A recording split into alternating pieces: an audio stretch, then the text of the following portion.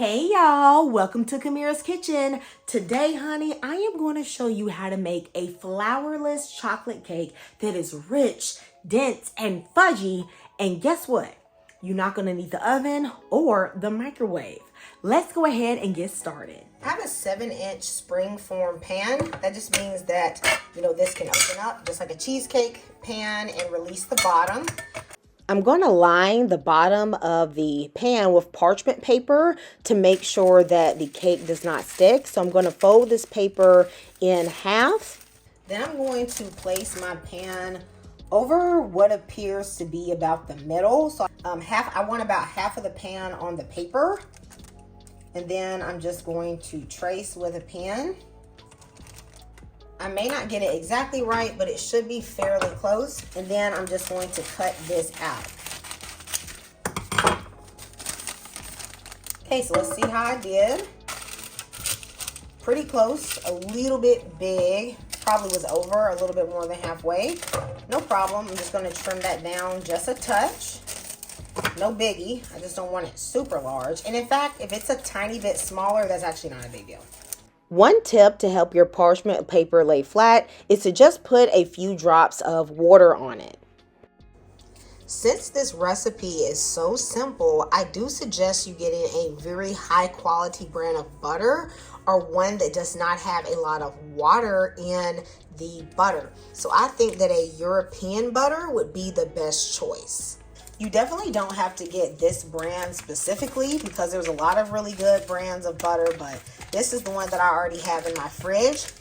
I'm going to take this butter and I'm going to cut it into small cubes. That is going to help it melt more evenly. This is the equivalent of 2 sticks of butter. And you can see from how golden and rich it is that this is really good quality. I'm going to use a food scale to weigh out my chocolate chips. I need 1 pound. Now these are in 10-ounce bags. This should be about 10 ounces, but I ate a little bit of it, okay? This is 16 ounces of chocolate. So I'm using Ghirardelli chocolate chips, but you don't have to use this brand, but you do need to use a high quality brand, guys. Just like the butter, if your chocolate is not good quality, your cake is gonna taste cheap. I'm just being honest with y'all, okay? Now, I like using the 60% bittersweet chocolate chips. It gives it a richer chocolatey flavor. Into the same bowl with the chocolate, I'm gonna put all of the butter. And I'm just gonna break up the butter into the chunks that it should be in, just to encourage it to melt more evenly.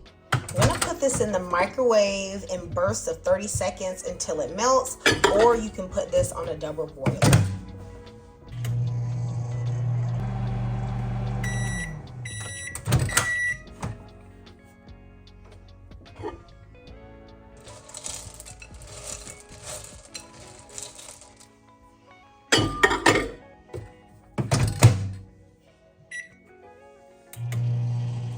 Now my chocolate mixture has melted, and into this I'm going to add 2 teaspoons of vanilla, 3 tablespoons of brown sugar, 2 tablespoons of Dutch processed cocoa powder, and some espresso, or really should say like instant coffee. So I'm going to put in one of these packets. Espresso or coffee really brings out the flavor of chocolate. So I like putting this in. I also like to add a little touch of almond extract, just a little bit, because I don't want it to be almondy, but the almond and the chocolate go well together. And of course, a little bit of salt. So this is half of a teaspoon of sea salt. I'm gonna mix this until all the sugar and the espresso and everything is combined and dissolved. I tasted the batter and I felt like it needed a little bit more sugar. So in total, I ended up adding a half of a cup of sugar. So 1/4 a cup of the brown and 1/4 a cup of the white. If you want it sweeter, you can add up to 1 cup of sugar. I'm gonna set this aside so that it can cool slightly while I work on the eggs. I'm using 6 eggs. For those of you who don't know, I'm going to show you how to test your eggs. I'm going to crack each egg into my little ramekin to see if it's any good. If it's good, I'll place it in my larger bowl. I like to do this sometimes just to make sure my eggs are fresh, especially if I bought it maybe like a week or so ago. I've added a whisk attachment to my stand mixer, and I'm gonna add my eggs. I'm gonna beat the eggs on medium for about 4 or 5 minutes until they've become light, fluffy, and tripled in size. I'm gonna add the eggs in thirds. So first I'm gonna put about 1/3 of the whipped eggs, and I'm going to fold it into the batter. This is going to make your cake a little bit more airy, but mind you, this is a dense cake, so this isn't gonna become like light and fluffy or anything like that. Put another third in. You don't want to mix it too aggressively because you don't want to pop like all of the air bubbles. Just some gentle folding until well combined is good enough. You're gonna know this is good when you can't see all of that yellow anymore. This is what your batter should look like when it is ready. You'll see some air bubbles, but it'll still be nice and thick. Now I'm gonna pour my batter into my spring foam pan. Don't worry if it seems like it's getting close to the edge or something like that. This cake is not really gonna rise. Look, y'all know I got to scrape everything out of this bowl.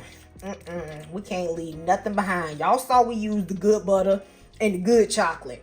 And them kids got to lick this spatula because it's too expensive to just be letting this go down the drain. All right, then we're gonna smooth out the top of this cake. Add foil to the top of your cake pan. This will protect your cake from any condensation. I'm gonna be cooking this cake in my Instant Pot. If you don't want your cake to taste like last week's chili, you are going to need to remove this ring because this ring holds a lot of odors and smells, and you don't want your dessert to taste like that. I am going to add a new ring that I only use for desserts. Okay, so this one is color blue. That lets me know that I'm using it for desserts. But honey, you don't want that soup chili taste in your dessert. Folks gonna talk about you, baby. It ain't gonna come out good, okay? Then, inside of my pot, I'm going to add the trivet. And I'm gonna make sure that these little arms are up. And I'm gonna place about a cup of water at the bottom of the pot. I'm gonna pressure cook this cake for 55 minutes. And then natural pressure release for 10 minutes, and then I'll just quick release the rest of the way. Maybe you want to make this cake and you do want to make it in the oven. So this is what you would do. You would wrap your cake in foil on the top and the bottom, and then you would place it in a larger cake pan. You want to fill that around it with a little bit of water to kind of create a steamy effect in the oven while it bakes. Then you're going to place it in a 300-degree oven for about 50 to 55 minutes and allow it to cool. My Instant Pot has natural pressure release for 10 minutes. So now I am going to quick release the rest of the way. Carefully remove your cake from the Instant Pot. You want to use the trivets on the side in order to get it out, and take off the foil slowly so that none of the condensation drips onto the top of the cake. This cake needs to completely cool on this wire rack, which is going to take an hour or two before you remove it out of this pan. The cake is completely cooled down, so I'm just going to unlatch this and it will pop right out. There are different things you can use to put on top of this. You could frost this, you could put a ganache. Today I'm going to use a little bit of cocoa powder, okay? But you could also use white powdered sugar. But I think the cocoa powder just looks really pretty. Okay, y'all, I want y'all to get into this cake. Can y'all see how fudgy and dense this is? Oh my goodness, this is rich with all that butter, okay? Y'all know I like me some butter. This cake is super creamy and very, very decadent. Because there is so much fat from the butter, the eggs, and also the cocoa butter that was in the chocolate chips. It's like making my mouth salivate, y'all. Y'all, this is a grown folks dessert. Oh my goodness, so delicious. Let me know if you are going to make this. I'll see you next time in Kamira's Kitchen. Goodbye and God bless.